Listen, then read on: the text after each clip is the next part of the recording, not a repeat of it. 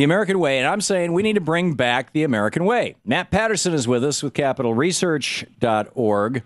He's the senior editor at the Capital Research Center, contributor to Pajamas Media, contributor to Proud to be Right, Voices of the Next Conservative Generation.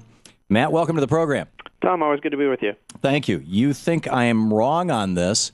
This was the position that Barry Goldwater held. Well, I don't think you're wrong necessarily in every respect. I think it's a good thing to say we should return to the American way as so defined, except, Well, this is the position that Herbert Hoover held.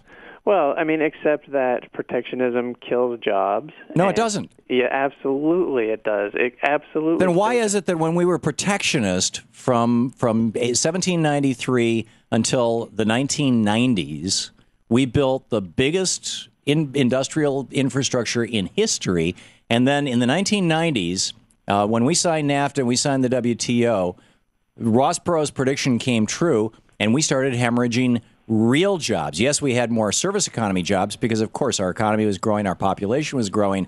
But if you look at real the jobs that create wealth because they involve manufacturing things, using Adam Smith's classic definition of what the wealth of a nation is, that is the things it makes that can be passed on from generation to generation.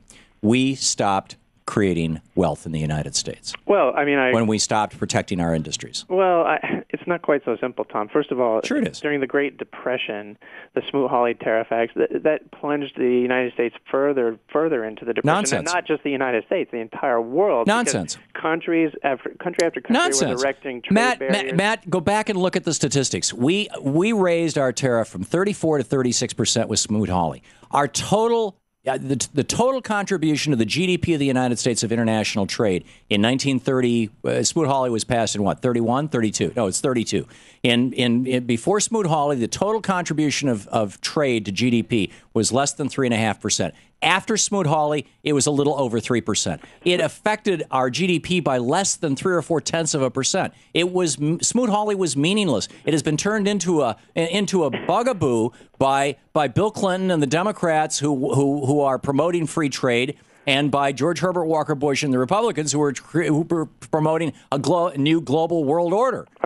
They're both wrong. I just want to make sure I'm getting this right, Tom. You are saying that Smoot-Hawley had no negative impact on the economy and contributed nothing to the Great Depression. Is that the position you're really taking? No, not in those absolute terms. What I'm saying is that the effect on Smoot-Hawley was less than 1% of our GDP. You would be in variance with most of the economy. Look up the real numbers. Smoot-Hawley affected our GDP by less than 1%. Oh, Tom. I'm serious. Look up the real numbers. You think what percentage of our GDP was international trade in 1932? It was in the neighborhood of a little over 3%. It was meaningless, and Smoot-Hawley reduced it slightly. It was meaningless. Smoot-Hawley isn't what caused or extended the Great Depression. What caused and extended the Great Depression is a collapse of demand. It was which was the result of a bubble from the 1920s when Harding came in. The top tax rate was 80%. He dropped it down to 25% in 1920. Tom, and when countries put up trade barriers, when they put these protective tariffs on their goods, other countries retaliate. So other countries don't buy your country's goods, and so on and so on. Pretty soon, no one's buying from anyone, and that hurts everyone. That's exactly what the Great Depression was. If you don't think so, you're completely misguided, my friend. It absolutely wasn't. Look up the real numbers. You come back on the show, Matt, and if you can demonstrate to me that Smoot-Hawley affected our GDP by more than 1%, I will apologize to you on the air. I wrote a book on this. I've done the work.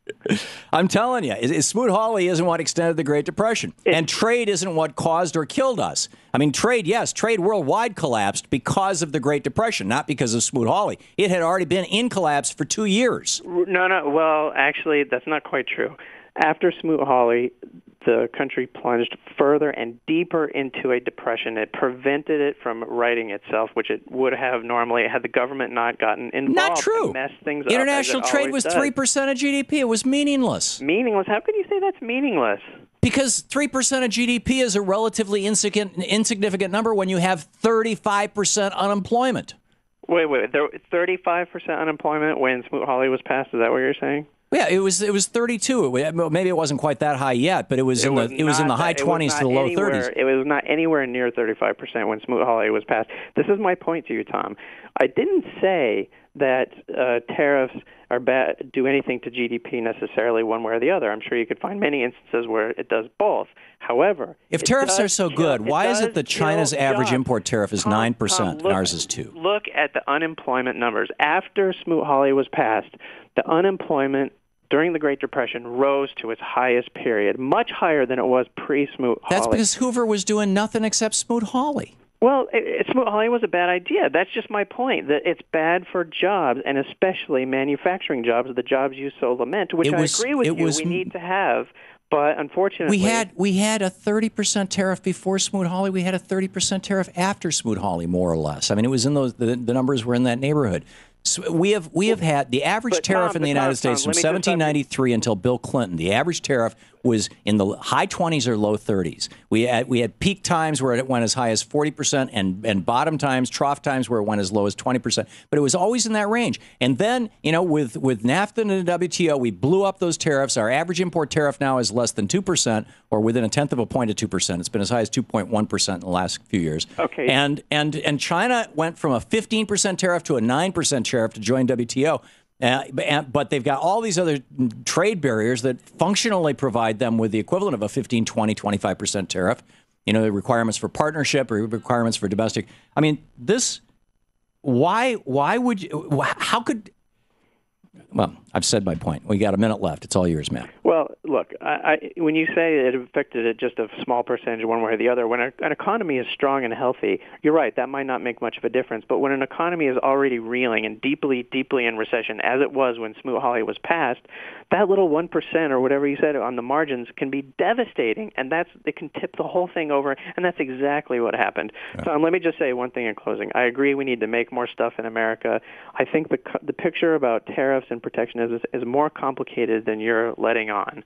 And I think we need to be careful how we make it hard for other countries to do business. You're right. It is complex. I mean, if you go through the 11 steps that Alexander Hamilton laid out, which I've published in the first chapter of my book, Rebooting the American Dream, actually his original words, you see that he had there were 11 dimensions to protectionism. Tariffs were only one of them. Right. Support of domestic industry, support of patents. I mean, there's a whole bunch of different things that you do. Absolutely. And we've undone virtually all of them, which is why more than 50% of all international trade in the United States, in and out of the United States, excluding oil, is American companies bringing products that they manufacture in their own factories overseas back into the United States, which is not trade. That's the arbitrage of labor. It should be outlawed.